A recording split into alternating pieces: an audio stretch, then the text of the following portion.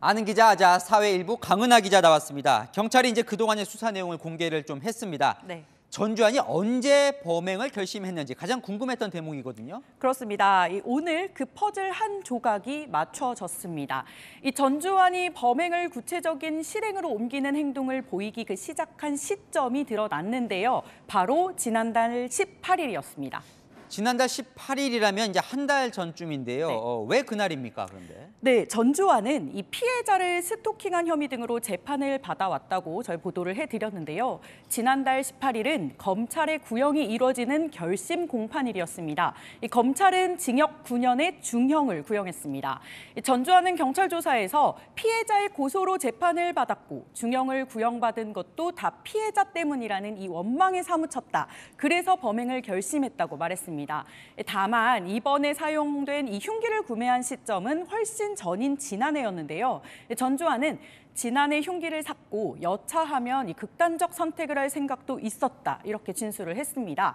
정리를 하자면 전주환이 범행을 저지르겠다고 생각한 시점은 지난해부터 그리고 살해하겠다고 마음먹고 이걸 실행에 옮긴 시점은 지난달 18일로 볼 수 있겠습니다. 참 보면 그러니까 의심의 여지가 없는 보복 계획 범죄인 건데요. 맞습니다. 그래서 지난달 18일부터 어떤 계획들을 실행을 한 겁니까? 네, 이 전주환이 이 서울교통공사의 사내망인 이 메트로넷에 접근을 해서 들여다봤던 게 바로 지난달 18일부터였습니다. 피해자의 근무지와 근무 시간은 물론이고요. 개인정보 영역에 속하는 주소지까지 확인을 했는데요. 이달 3일에도요. 이 사내망에서 피해자의 개인정보를 재차 확인했습니다.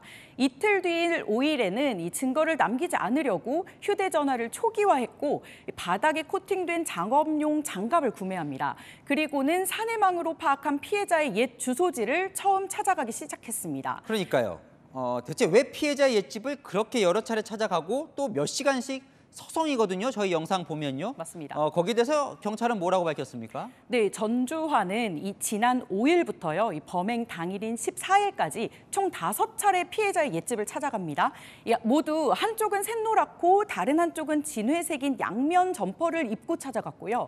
이 가방 속에는 위생모자와 장갑 같은 이 범행 도구들도 챙겨갔습니다. 그 모습 채널A가 확보한 CCTV에 고스란히 담겨 있었죠. 경찰은 일단 만나서 빌어야겠다. 합의를 시도해야겠다. 여차하면 죽여야겠다. 이런 복잡한 심정이 작용한 것으로 보고 있습니다.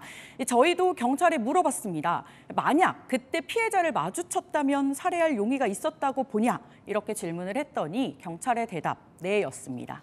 자, 오늘 전주환 이 말 중에요. 미친 짓이라는 이 단어가 눈에 확 띄던데 이거 어떻게 해석해요? 반성이라고 보기는 어려울 것 같기도 하고요. 맞습니다. 이 전주환 오늘 제가 진짜 미친 짓을 했다 이렇게 말을 했죠. 이 미친 짓, 이 단어의 의미를 범죄 심리 전문가에게 물어봤습니다.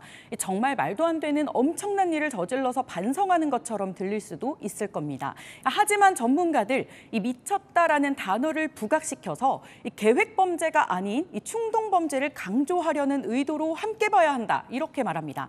결국은 자신을 방어하기 위한 이 단어일 수 있다는 거죠.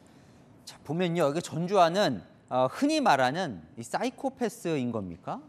네, 이 전주환이 반사회적 인격 장애를 가진 이 사이코패스냐 이런 의문이 제기가 됐습니다. 경찰은 프로파일러 면담 등을 통해서 이 사이코패스로 볼 수 없다 이렇게 결론을 내렸습니다.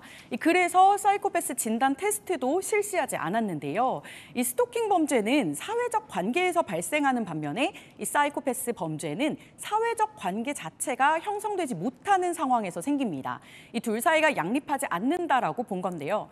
이제 사건 검찰의 손에 넘어갔습니다. 검찰은 전담 수사팀을 꾸리고 이 철저한 보강 수사를 하겠다고 밝혔는데 그 결과 지켜봐야겠습니다. 네, 지금까지 아는 기자 강은하 기자와 살펴봤습니다.